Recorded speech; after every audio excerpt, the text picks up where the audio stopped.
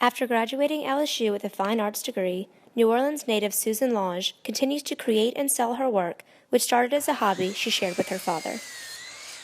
And I've always liked to working with my hands, creating new projects, always a Girl Scout, making something out of nothing.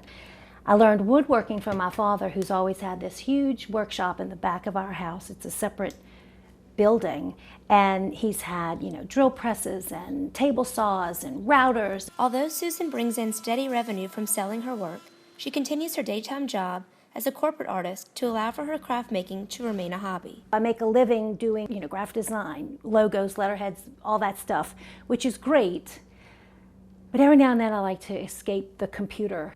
I've always created stuff, and people have always said, oh, you ought to do that for a living. Well, yeah, but then it's not a hobby.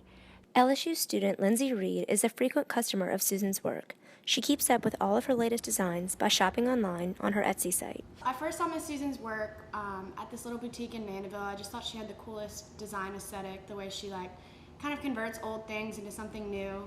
So I first bought some picture frames from her, which I really loved, and then she ended up helping me decorate my dorm with just some little art pieces. Although Susan never anticipated generating this much publicity from her hobby, she hopes that she can continue to fill orders while doing what she loves.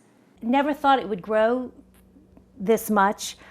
Don't really know how it happened. I just kept going, kept talking about it, kept showing it to different people. They kept buying it. I kept moving. When it starts to become about the money, I need to change what I'm doing, because that will show in your work. When you're doing things that you just love to do, and you sit down and you start working, and before you know it, it's 5 hours later, that's the stuff that's cool. That's the stuff that I'm most proud of.